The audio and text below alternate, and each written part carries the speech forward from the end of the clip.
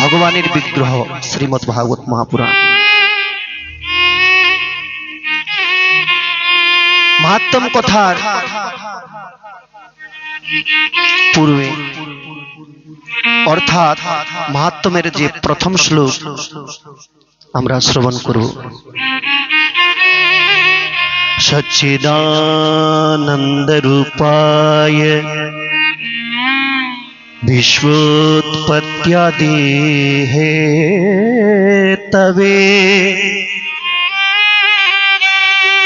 तापत्रय विनाशाय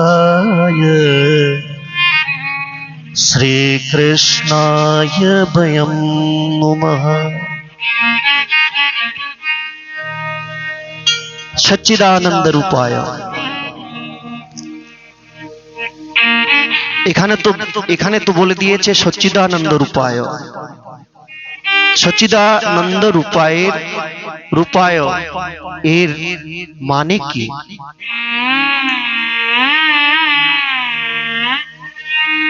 ব্যাকরণ অনুসারে এখানে এই সচ্চিদানন্দকে तीन शब्द बोला हुए कि सत चित आनंद सच्चिदानंद। सत घन चित घन आनंद घन सच्चिदानंद। सत अर्थात सत काके बोले? सृष्टिर पूर्वे जिनि छिलेन तिनि हलेन सत।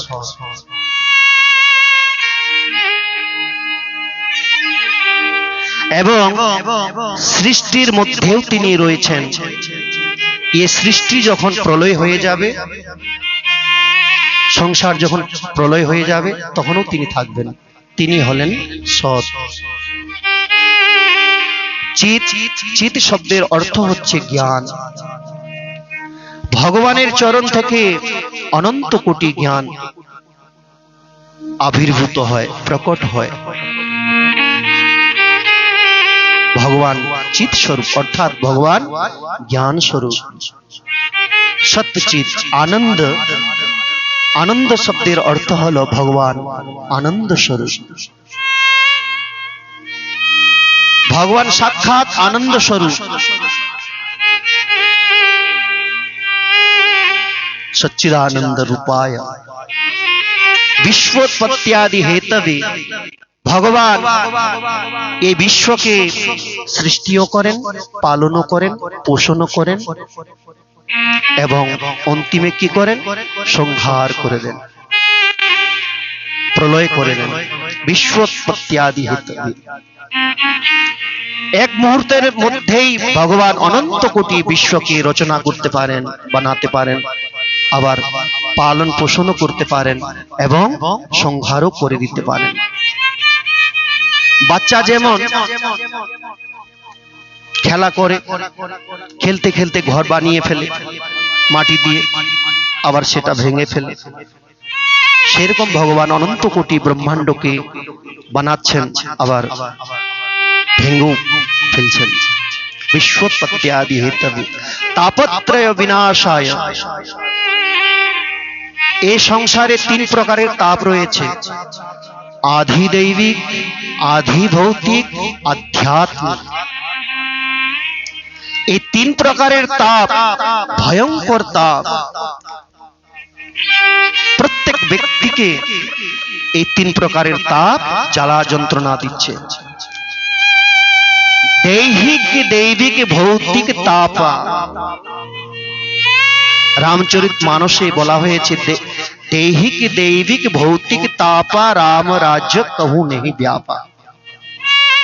অর্থাৎ রাম রাজ্যে অর্থাৎ ভগবানের রাজ্যে এই তিন প্রকারের যে তাপ যন্ত্রণা, दैहिक, दैविक, भौतिक, প্রবেশ করতে পারে না। ভগবানের রাজ্যে বলার অর্থ হচ্ছে যখন আমরা ভগবানের রাজ্যে প্রবেশ করব, তাহলে আমাদেরকে এই তিন প্রকারের তাপ জ্বালা যন্ত্রণা দিতে পারবে না। ভগবানের রাজ্যে প্রবেশ করা মানে অর্থাৎ ভগবানের শরণাগতি। যখন আমরা ভগবানের শরণাগতি করব, ভগবানের ভজন করব, ভগবানের নাম জপ করব, ভগবানের চিন্তন করব, ভগবানের আরাধনা করব, সেটাই হলো ভগবানের রাজ্যে প্রবেশ, মানে ভক্তির রাজ্যে প্রবেশ। যখন আমরা এই ভক্তির রাজ্যে প্রবেশ করব, এই তিন প্রকারের যে তাপ ভয়ঙ্কর, আধি দৈবিক তাপ, কাকে বলে? অধিক বৃষ্টি হচ্ছে, অধিক অকাল পড়ছে,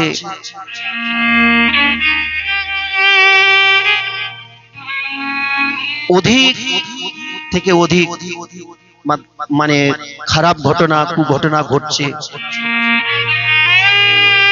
আধি দৈবিক তাপ, আধি ভৌতিক।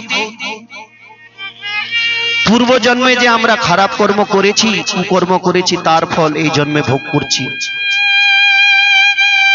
আধ্যাত্মিক, এই যে মনে আমরা কষ্ট পাই বা কারো দ্বারায় আমরা কষ্ট ভোগ করি, পিতার দ্বারায়, পুত্রের দ্বারায়, সন্তানের দ্বারায়, পতির দ্বারায়, স্ত্রীর দ্বারায় বিবিধ যন্ত্রণা ভোগ করি। আধ্যাত্মিক এই তিন প্রকারের যে ভয়ঙ্কর তাপ কখন আমাদেরকে জ্বালা যন্ত্রণা দিতে পারবে না? যখন আমরা ভক্তির রাজ্যে, ভগবানের রাজ্যে প্রবেশ করব, তখন এই তিন প্রকারের তাপ আমাদের জ্বালা যন্ত্রণা দিতে পারবে না। তো এই তিন প্রকারের তাপকে কে নষ্ট করতে পারেন? বলে ভগবান শ্রীকৃষ্ণই নষ্ট করতে পারেন। একমাত্র ভগবান শ্রীকৃষ্ণ ছাড়া এই ত্রিতাপকে কেউ মেটাতে পারবে না। শ্রীকৃষ্ণায় বয়ম নমঃ। তাপত্রয় বিনাশায়, তাপত্রয়কে বিনাশ করার মালিক হচ্ছেন শ্রীকৃষ্ণ। এই জন্য আসুন আমরা সবাই মিলে ভগবান শ্রীকৃষ্ণকে প্রণাম করি। বলো সচ্চিদানন্দ ভগবান কি জয়। এবার মাহাত্ম্যের দ্বিতীয় শ্লোকে সুখদেব মহারাজের ধ্যান করা হয়েছে। সুখদেব মহারাজ কে ছিলেন? ব্যাস পুত্র ছিলেন, ভগবান ব্যাসদেবের পুত্র। ইয়ং প্রব্রজন্তম অনুপেতম অপেত কৃত্যম দ্বৈপায়নো বিরহ কাতর আজুহাব পুত্রেতি তন্ময়তয়া তর্বোভিনেদু স্তম সর্বভূত হৃদয়ম মুনিমানতোস্মি। সুখদেব মহারাজ কেমন ছিলেন? ইয়ম প্রব্রজন্ত। প্রব্রজন্ত শব্দের অর্থ হলো মানে সুখদেবজি মহারাজ এক জায়গায় থাকতেন না, টিকতেন না। আজকে এখানে তো কালকে ওখানে। সুখদেব মহারাজ কতক্ষণ দাঁড়াতেন এক স্থানে বা এক গৃহস্থের বাড়িতে? যতটুকু সময় দুধ দহন করতে লাগে, বাস ওই যে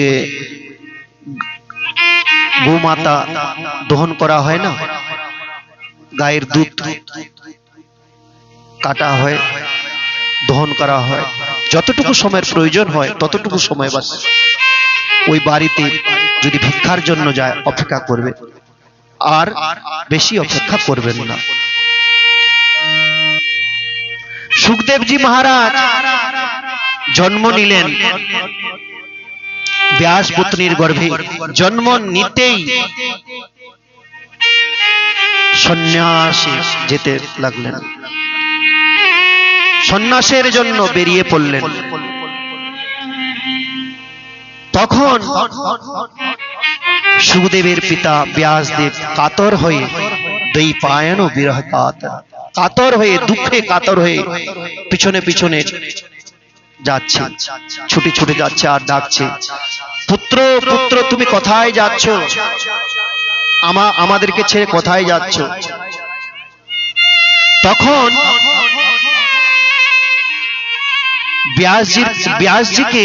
ব্যাসদেবজিকে উত্তর দিলেন সুখদেবজির হয়ে কে? বৃক্ষগণ।